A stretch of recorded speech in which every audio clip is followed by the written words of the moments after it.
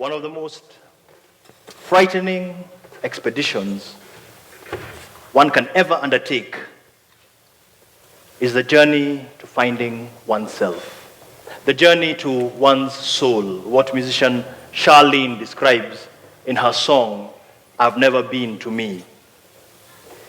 The historic, heroic, and horrendous adventures of Vasco da Gama and Christopher Columbus pale into insignificance when compared to the frightening one-man expedition to finding himself. Experts say that it's the most rewarding journey one can ever undertake.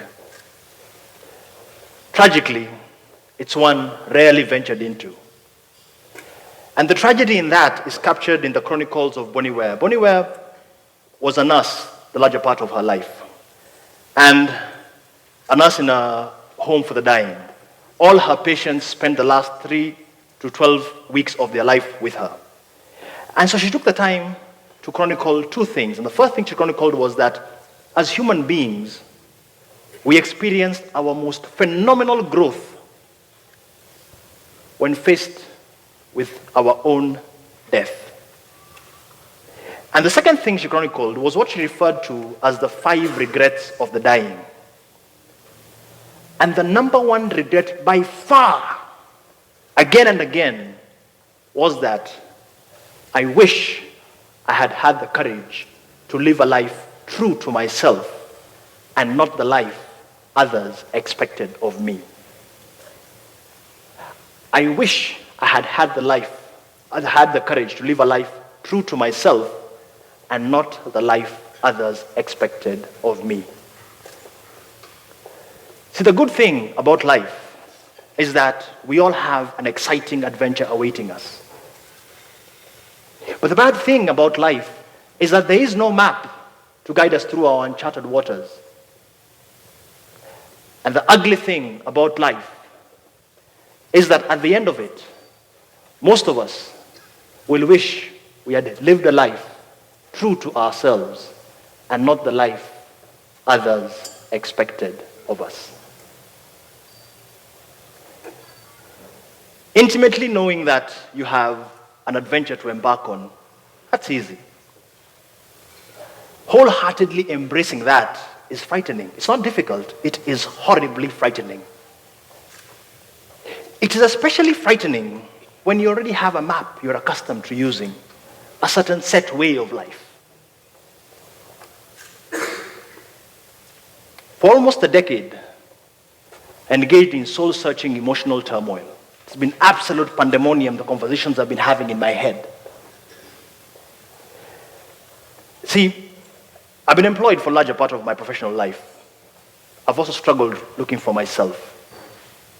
It has been a tug of war with the call of the wild firmly pulling in one direction and maintaining my lifestyle tightly pulling in the other. Now, when I say lifestyle, I mean it in its most basic form.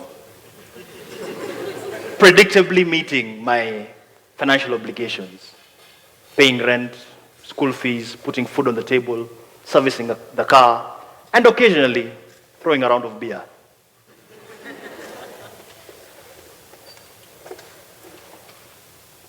As such, when one has such kind of predictability, embracing a different map becomes a challenge.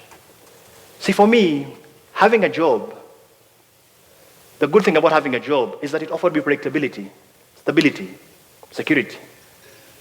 The bad thing about having a job for me is that it contained me into a 30-day cycle. I couldn't see beyond 30 days. And that was critical to my embarking on my journey. And the ugly thing about having a job for me was that it was a short-term solution to a long-term problem. And what was my long-term problem? My long-term problem was that gnawing feeling to embark on my journey kept on beckoning, silently screaming for attention. And the silent screams grew louder and louder with every passing year. And instinctively, I stifled them with excuses. I already have a map. What if I fail? What will other people say? I have a job. I have responsibilities. I'm a father. My son is headed somewhere there. It was a tug of war with my mind pulling in one direction and my heart pulling in the other.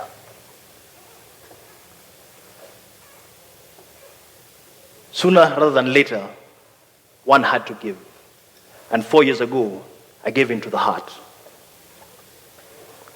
And I can assure you, it has been an emotional roller coaster ride since then. Remember, the good thing about life is that we all have a journey awaiting us to embark on. But the bad thing about life is that there is no map to navigate our uncharted waters. But that's not entirely true, is it?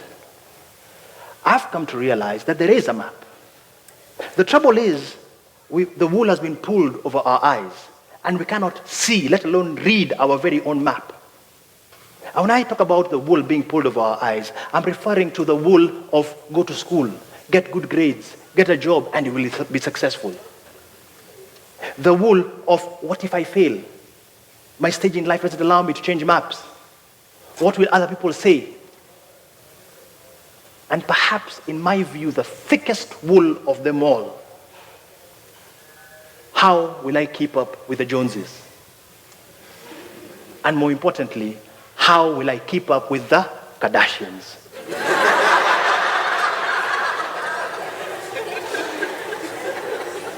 My voyage doesn't look as exciting as the Kamau's. Years, decades of being conditioned into that thinking successfully pull the wool over our eyes. It therefore becomes difficult. No, it becomes frightening to imagine a different kind of reality. A reality where you are in the driver's seat. A reality where you go against the societal grain. A reality where you lead and the money follows, and not the other way around, which is so common and yet completely misguiding. A reality where you dive into the hurricane of your own storm. The reality of your voyage.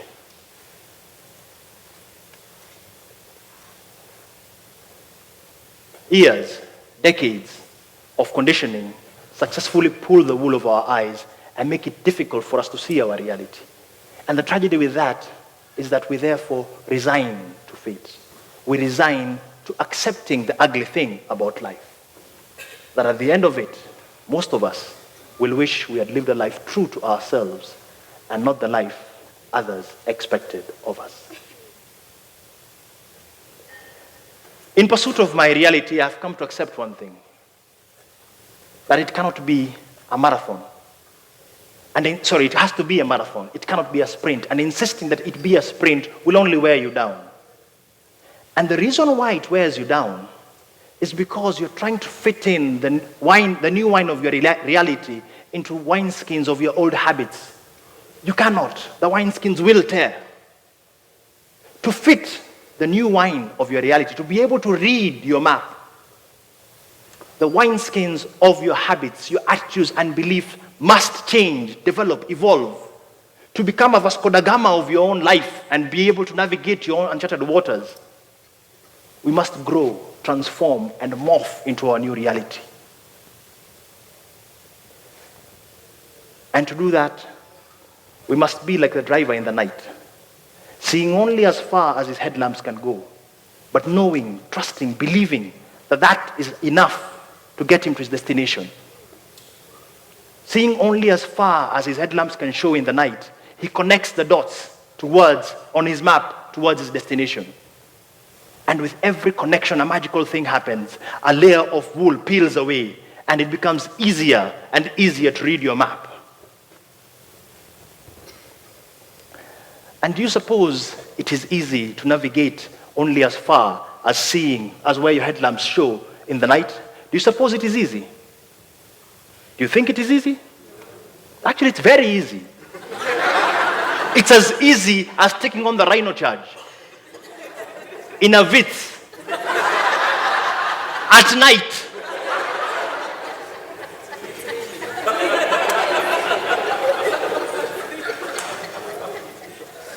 But what's the alternative? The alternative is to sit at home, waiting for all the lights to turn green before you leave the house. And the tragedy with that is, whereas it doesn't take away the good thing about life, that we all have a journey to embark on, it energizes the bad thing about life, that we cannot connect the dots of our own map. And it seals the fate of the ugly thing about life, that at the end of it, most of us will wish we had lived a life true to ourselves and not the life others expected of us. Thank you very much.